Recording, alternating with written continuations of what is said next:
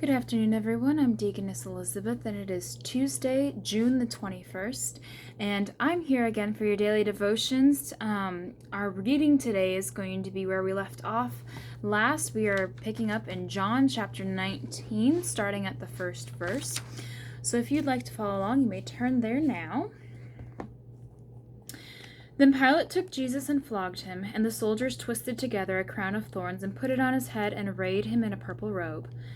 They came up to him, saying, "Hail, King of the Jews," and struck him with their hands. Pilate went out again and said to them, "See, I am bringing him out to you that you may know that I find no guilt in him." So Jesus came out wearing the crown of thorns and the purple robe. Pilate said to them, "Behold the man." When the chief priests and the officers saw him, they cried out, "Crucify him! Crucify him!" Pilate said to them, "Take him yourselves and crucify him, for I find no guilt in him." The Jews answered him, "We have a law, and according to that law he ought to die, because he has made himself the Son of God." When Pilate heard this statement, he was even more afraid. He entered his headquarters again and said to Jesus, "Where are you from?" But Jesus gave him no answer. So Pilate said to him, "You will not speak to me? Do you not know that I have authority to release you and authority to crucify you?" Jesus answered him, "You would have no authority over me at all unless it had been given you from above. Therefore he who delivered me over to you has the greater sin." From then on, Pilate sought to release him, but the Jews cried out, "If you release this man, you are not Caesar's friend. Everyone who makes himself a king opposes Caesar." So when Pilate heard these words, he brought Jesus out and sat down on the judgment seat at a place called the Stone Pavement, and in Aramaic, Gabbatha. Now it was the day of preparation of the Passover. It was about the 6th hour. He said to the Jews, "Behold your king." They cried out, "Away with him! Away with him! Crucify him!" Pilate said to them, "Shall I crucify your king?" The chief priests answered, "We have no king but Caesar." So he delivered him over to them to be crucified. So they took Jesus, and he went out bearing his own cross to the place called the place of a skull, which in Aramaic is called Golgotha. There they crucified him, and with him 2 others, one on either side, and Jesus between them. Pilate also wrote an inscription and put it on the cross. It read, "Jesus of Nazareth, the King of the Jews." Many of the Jews read this inscription, for the place where Jesus was crucified was near the city, and it was written in Aramaic, in Latin, and in Greek. So the chief priests of the Jews said to Pilate, "Do not write the King of the Jews, but rather this man said, 'I am the King of the Jews.'" Pilate answered, "What I have written, I have written." So that is our reading for today, and so here we have the account of Jesus being delivered over to be crucified, and Pilate handed Jesus over to be crucified because he could not find him guilty, and so he handed him over to the Jews for them to do with what they would like. And Jesus wouldn't speak to Pilate, so Pilate reminds Jesus that he has authority over whether Jesus is released or crucified, and Jesus reminds Pilate that he would have no authority if he had not been given it from above.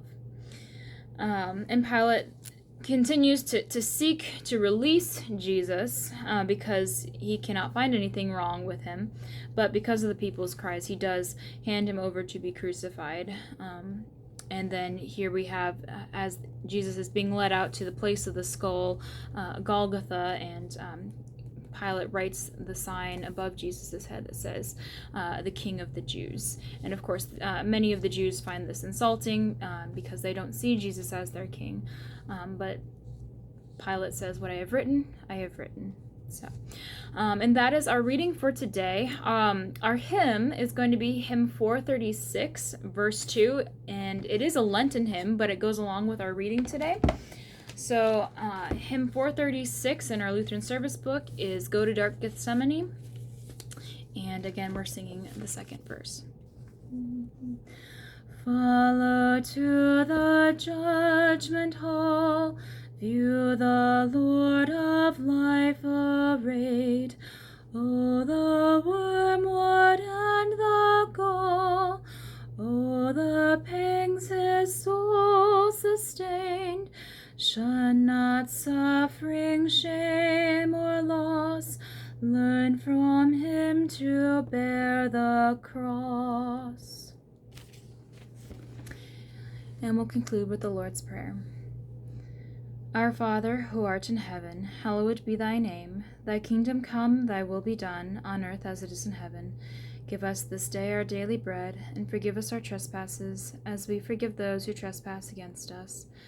And lead us not into temptation, but deliver us from evil. For thine is the kingdom, and the power, and the glory, forever and ever. Amen.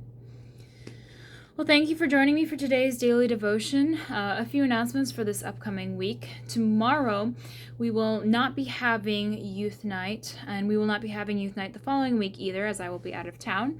Choir practice for the next 2 Wednesdays will be moved up an hour, so choir will be meeting at 7 p.m. instead of 7:30. And this Thursday, we are having our Mahjong players gather together at 1 p.m. here in Nice Hall. So for those of you involved in that, that is the time that you're gathering. And then also, our Grief Share group is meeting this Thursday at 7 p.m. as well. So those are the announcements that I have for the moment. Tune in tomorrow for daily devotions to see other announcements that we may have for the upcoming week. So those are what I have for today. So I hope you all have a wonderful rest of your Tuesday.